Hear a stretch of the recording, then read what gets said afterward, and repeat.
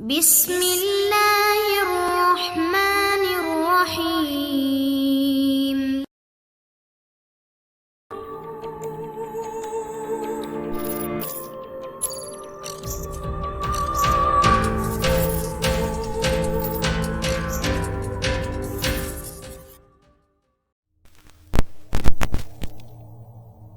अस्सलाम वालेकुम दोस्तों।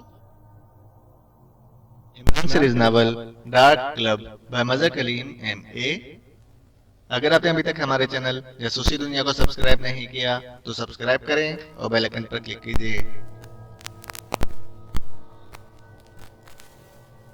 कैप्टन हमीद की आंख खुली तो इसने अपने आप को एक बड़े से कमरे में एक कुर्सी पर बैठे हुए पाया। इसकी दोनों टांगें कुर्सी के पायों के साथ बंधी हुई थीं और दोनों हाथ पुष्ट पर बांधकर इसके ऊपरी जिस्म को भी कुर्सी के साथ बांध दिया गया था। इसके सीने में अब भी हल्का हल्का दर्द था। इसने सर झुकाकर देखा तो उसे सीने पर बाकायदा पट्टी बंधी हुई नजर आई। कमरे में वो अकेला था। इस कुर्सी के अलावा पूरे कमरे में और कोई चीज मौजूद ना थी। कुर्सी के पाए जमीन में निसब थे। कमरे का अकलौता दरवाजा इसकी आंखों के सामने था और बंद था। ये डार्क क्लब कहाँ से आ टपका? कैप्टन हमीद ने सोचा। इससे पहले तो इसने कभी इस क्लब का नाम ना सुना था। इन लोगों के लहजे से तो इसने यही अंदाजा लगाया था कि ये मकामी लोग हैं। इसका मतलब था कि ये कोई मकामी सतह की तंजीम है। लेकिन इतनी बात वो जानता था कि किसी मकामी तंजीम को इस कदर दीदा दिलेरी से कैप्टन हमीद और कर्नल फरीदी पर हाथ डालने की जरूरत नहीं हो सकती। फिर आखिर ये कौन लोग हैं? अभी वो यही सोच रहा था कि दरवाजा खुला और कैप्टन हमीद शहला को अंदर आते देखकर चौंक पड़ा। शहला के चेहरे पर पुरस्कार सी मुस्कुराहट थी। वो तेज तेज कदम उठाती कैप्टन हमीद के करीब आई। मुझे अफसोस है कैप्टन, इन लोगों ने तुम्हारे साथ अच्छा सलूक नहीं किया। हालांकि तुम जैसे वजीर शख्स के साथ शायाने शान सलूक होना चाहिए था। शहला ने करीब आकर बड़े ही मीठे लहजे में कहा। तुम भी डार्क क्लब की मेंबर हो? कैप्टन हमीद ने सख्त लहजे में पूछा। अरे नहीं कैप्टन, मेरा भला डार्क क्लब से क्या ताल्लुक? मैंने तो ये नाम वहीं हट में पहली बार सुना था। मुझे तो सिर्फ इतना बताया गया था कि तुम कोई बहुत तगड़ी आसामी हो। तुमसे मोटी रकम हासिल करनी है। हमारी तंजीम व्हाइट फॉक्स का यही धंधा है। लेकिन बॉस की बात सुनकर मैं बेहद हैरान हुई और वहीं मुझे पहली बार पता चला कि तुम कैप्टन हमीद हो और तुम कर्नल फरीदी के असिस्टेंट हो और बॉस किसी डार्क क्लब की हिदायत पर तुम्हें चारे के तौर पर इस्तेमाल कर रहा है। शहला ने संजीदा लहजे में कहा। White fox? ये कौन सी तंजीम है?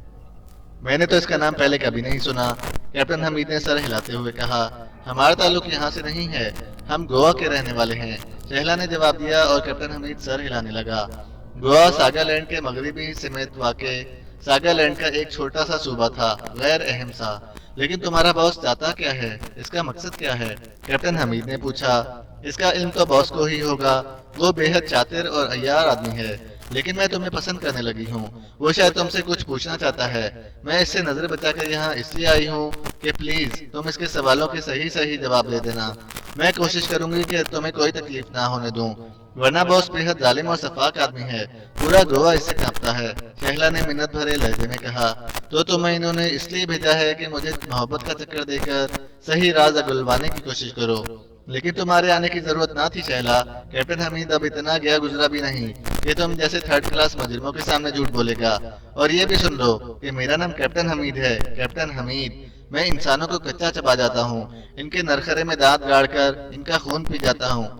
ये तो मैं गफलत में फंस गया हूँ, वरना तुम जैसे थर्ड क्लास गुंडे तो कैप्टन हमीद के बूट चाटना फखर महसूस करते हैं। कैप्टन हमीद ने दांत पीसते हुए कहा और शैला खौफजदा होकर पीछे हट गई। कैप्टन हमीद के साथ साथ इसका लहजा और इसके चेहरे के तासुरात और आंखों में उभरने वाली चमक ने उसे हकीकतन खौफजदा कर दिया था। वो सोच रही थी कि ये कैसा शख्स है जो दुश्मनों में बेबसी से बंधा होने के बावजूद इस किस्म की बातें कर रहा है। ये वाकई कैप्टन हमीद है बेबी, ये इतनी आसानी से नहीं मानेगा। तुमने ख्वामखा की मना लोगी, पीछे हट जाओ। अचानक दरवाजे से इसी मुच्छों वाले की आवाज सुनाई दी और दूसरे लम्हे वो अंदर दाखिल हुआ। इसके हाथ में एक कोड़ा था, चमड़े का बना हुआ कोड़ा, जिसे वो बार बार यूं हवा में झटक रहा था जैसे हमीद को इसकी आवाज से खौफजदा करना चाहता हो। लेकिन हमीद का चेहरा तो पत्थर हो रहा था। इसकी आंखों में वहशत की सुर्खी झलक आई थी। बॉस, इसने वादा किया है कि ये सब कुछ सच सच बता देगा। शहला ने पीछे हटते हुए खौफजदा से लहजे में कहा। ये नहीं, इसकी हड्डियां सच बोलेंगी। तुम देखो तो सही, राजेश के सामने आकर तो पत्थर के मुजस्मे भी बोल पड़ते हैं। इसकी क्या हैसियत है? बॉस ने बड़े फखरिया लहजे में कहा और दूसरे लम्हे इसका हाथ बिजली की सी तेजी से हरकत में आया और कोड़े की भरपूर जरब हमीद के जिस्म पर पड़ी। इसके सीने और बाजू से खून बहने लगा। लेकिन इसके चेहरे के पथरीलेपन में कुछ और ही इजाफा हो गया। इसके हलक से सी की आवाज भी ना निकली थी। वो इसी तरह होंठ भींचे राजेश को देख रहा था। तुमने कैप्टन हमीद पर हाथ उठाकर अपनी मौत को आवाज दी है, हकीर चूहे। इस एक कूड़े के बदले में तुम्हारे जिस्म की एक एक हड्डी तोड़ दी जाएगी। कैप्टन हमीद ने इंतहाई सर्द लहजे में कहा। इसने राजेश की आंखों में आंखें डाल रखी थीं। ओह, बड़े जानदार दिखाई दे रहे हो।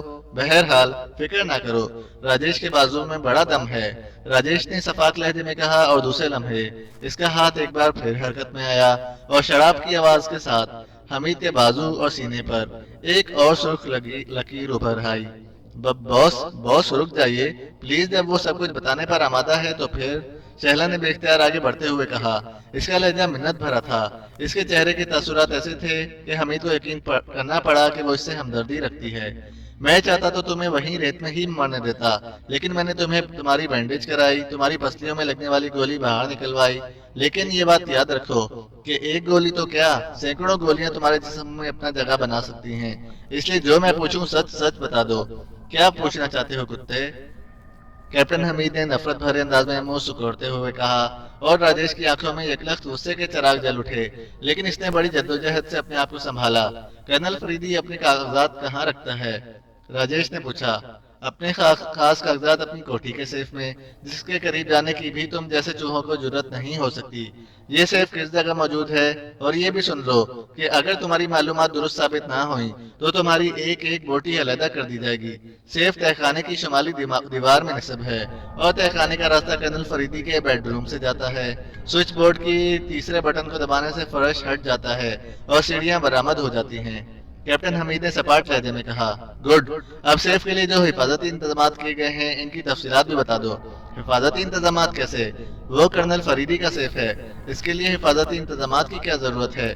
सीधा साधा सा सेफ है। और ये भी बता दूं कि कर्नल ने कभी इसका ताला बंद करने की भी जरूरत नहीं समझी, वो खुला रहता है।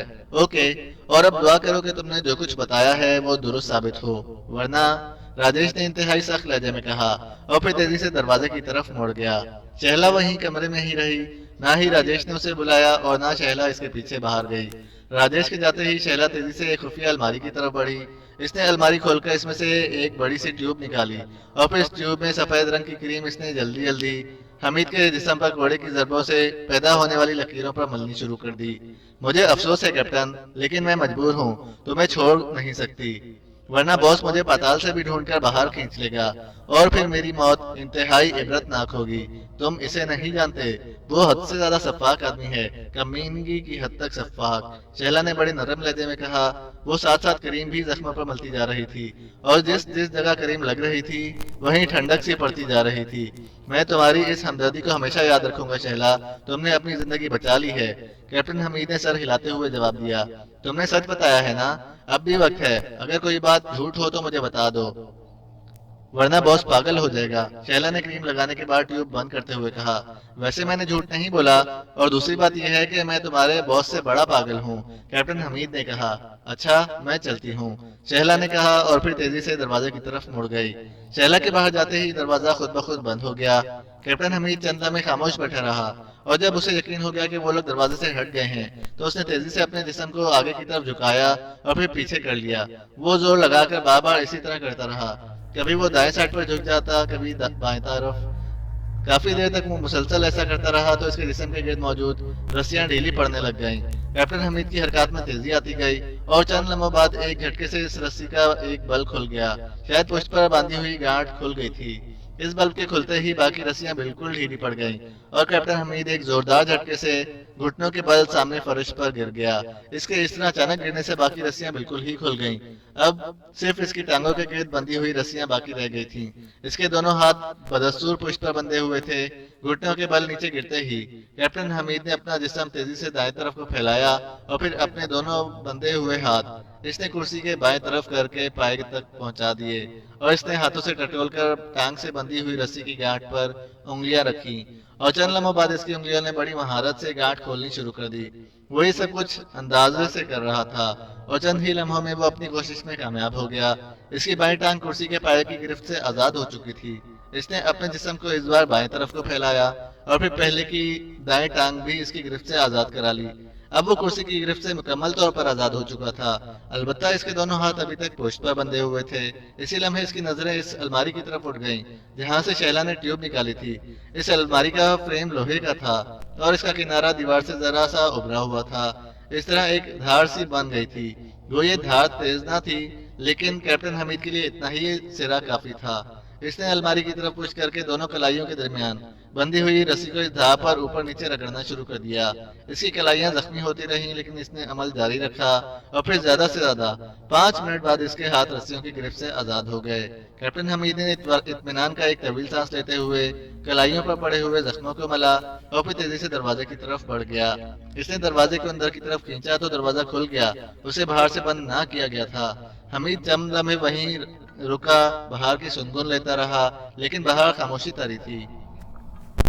वो दरवाजे से बाहर आ गया। एक राहदारी सी दाएं तरफ जा रही थी। वो मोहतात अंदाज में कदम उठाता दाएं तरफ बढ़ गया, लेकिन इमारत पर मुकम्मल सकूत तारी था। और फिर थोड़ी ही देर बाद इसने घूम फिर कर देख लिया, वाकई पूरी इमारत खाली पड़ी हुई थी। ये एक छोटी सी इमारत थी। इमारत के तमाम कमरे कतई गिर्द खाली और गिर्द आलूद थे। इमारत के सहन में किसी कार के टायर के निशानात मौजूद थे। हमीद तेजी से इमारत से बाहर निकला तो ये देखकर इसने एक तवील सांस लिया कि वो शहर की बजाय किसी मजाफाती इलाके में मौजूद है और ये इमारत किसी पुराने से ज़रई फार्म की थी, क्योंकि इर्द गिर्द दूर दूर तक कहीं आबादी के आसार नजर न आ रहे थे।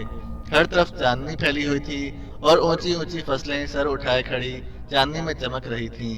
फार्म से एक कच्चा रास्ता फसलों के दरमियान दाएं तरफ जा रहा था। कैप्टन हमीद ने एक लम्हे के लिए सोचा कि वो वहीं रुककर इन लोगों की वापसी का इंतजार करे, लेकिन फिर इसने ये ख्याल छोड़ दिया, क्योंकि उसे यकीन था कि ये लोग यकीनन कर्नल फरीदी की कोठी पर रेड करेंगे और वहां इनका पकड़ा जाना या मारा जाना यकीनी था। और यही वजह थी कि इसने सेफ के मुतालिक सही सही मालूमात इन्हें मुहैया कर दी थी। वो तेज तेज कदम उठाता आगे बढ़ता जा रहा था, लेकिन रास्ता था कि शैतान की आंख की तरह तवील ही होता जा रहा था। और कैप्टन हमीद को बार बार अपने आप पर गुस्सा आ रहा था कि वो कितनी आसानी से मुजरिमों के हत्थे चढ़ गया था और शैला को साथ लगाए सीधा इनकी झोली में जा गिरा था। लेकिन साथ ही साथ वो ये भी सोच रहा था कि मुजरिम इतने नाड़ी भी नहीं हैं जितने वो समझ रहा है। इन्होंने कैप्टन हमीद की नफ्सियात और इसके आने जाने की जगहों का अच्छी तरह जायजा लेकर प्लान बनाया था। ऐसा प्लान के आखिर तक कैप्टन हमीद को शक ना पड़ सका। एक आम सी दावत में शैला का इसे टकरा जाना और कैप्टन हमीद अपने हुस्न परस्त फितरत के हाथों मजबूर होकर इसकी तरफ बढ़ा और शैला का भी जरूरत से ज्यादा इल्तफात, जिसे पहले वो अपनी वजाहत की वजह से समझा था, लेकिन अब उसे मालूम हुआ था कि ये सब कुछ सोचा समझा मंसूबा था। शैला खुद इसकी तरफ तेजी से बढ़ी थी और फिर दूसरे रोज शाम को शैला के साथ दावत, और इसके बाद इन्हें हमीद की आदत का इल्म था कि वो ऐसी लड़कियों को लेकर इन्हीं हट्स में आता है। और वही हुआ। हमीद शैला को लेकर सीधा वहीं पहुंच गया और शायद वो उसे वहां इसलिए छोड़ गए थे कि इन्हें यकीन था कि वो रस्सियों की गिरफ्त से किसी सूरत भी आजाद ना हो सकेगा। लेकिन अब वो सोच रहा था कि ये डार्क क्लब आखिर है क्या चीज। इनकी पूछगछ से इतना तो वो समझ गया था कि वो कर्नल फरीदी के सेफ से कोई खास चीज उड़ाना चाहते हैं, और शायद इसीलिए इन्होंने पहले कैप्टन हमीद पर जाल फैलाया था ताकि इससे मुकम्मल मालूमात हासिल करके वो कोठी पर रेड करें। हमीद यही बातें सोचता और कदम घसीटता आगे बढ़ा चला जा रहा था कि अचानक उसे दूर से किसी कार के हेडलैम्प दिखाई दिए। कच्चे रास्ते की वजह से कार हिचकोले खाती हुई आगे बढ़ी जा रही थी, लेकिन इसकी रफ्तार मामूल से ज्यादा तेज थी और वो आ भी इसी रास्ते पर रही थी जिस पर कैप्टन हमीद चल रहा था। हमीद जल्दी से फसल में घुसकर खड़ा हो गया। वो समझ गया कि मुजरिम वापस आ रहे हैं और इसने फैसला कर लिया कि वो इन मुजरिमों को ऐसी इबरतनाक सजा देगा कि इनकी रूहें भी क़यामत तक बिलबिलाती रहेंगी। वो बड़े चौकन्ने अंदाज में खड़ा अपनी तरफ आती हुई कार के ह्योले को देख रहा था। ह्योला किसी बड़ी कार का था और कार मामूल से ज्यादा रफ्तार से आ रही थी। कार जैसे जैसे नजदीक आती जा रही थी, कैप्टन हमीद के असाब तनते जा रहे थे और फिर चंद लम्हों बाद ही कार हिचकोले खाती इसके सामने से गुजर गई और हमीद कार और ड्राइविंग सीट पर बैठे हुए आदमी को देखकर बुरी तरह चौंक पड़ा। ये कर्नल फरीदी की कार थी और ड्राइविंग सीट पर खुद कर्नल फरीदी मौजूद था। चांदनी में इसने कार और फरीदी को बखूबी पहचान लिया था। दूसरे लम्हे वो फसल से निकला और इसने कार के पीछे भागने शुरू कर दिया। फरीदी साहब, हमीद दौड़ते हुए हाथ हिला रहा था और फिर थोड़ी ही दूर आगे बढ़ने के बाद कार की बैकलाइट्स जल उठी। कार रुक चुकी थी। कर्नल फरीदी ने यकीनन उसे बैक मिरर में देख लिया था। दूसरे लम्हे कर्नल फरीदी दरवाजा खोलकर बाहर निकल आया। वो हैरत से कार की तरफ दौड़ते हुए कैप्टन हमीद को देख रहा था। फासला होने के बावजूद हमीद को इसके चेहरे पर मौजूद हैरत के तासुरात साफ दिखाई दे रहे थे। फरीदी साहब, आप यहाँ कैसे? और तुम इस फसल में खड़े क्या कर रहे थे? मुझे तो नंबर 11 ने बताया था कि तुम शाजाका की शिमाली जरी फार्म में शदीद जख्मी पड़े हुए हो और मुझसे कोई बात करना चाहते हो। जानकारी की हालत में कोई बात है, लेकिन ये सब क्या है? ओह फरीदी साहब, चोट हो गई और जबरदस्त चोट हो गई। आप भी कमाल करते हैं, इस तरह कोठी छोड़कर यहाँ भागते चले आए। कोठी छोड़कर? ओह क्या बात है, जल्दी बताओ। वापस चलें, फौरन वापस चलें, मैं रास्ते में सब कुछ आपको बताऊंगा। हमीद ने जल्दी से कार का दरवाजा खोलते हुए कहा और फरीदी भी उछलकर सीट पर बैठ गया और फिर इसने इंतहाई तेज रफ्तारी से कार का रुख मोड़ा और इसे वापस दौड़ाने लगा। हमीद ने शुरू से लेकर अब तक की तमाम दास्तान तफसील से सुना दी।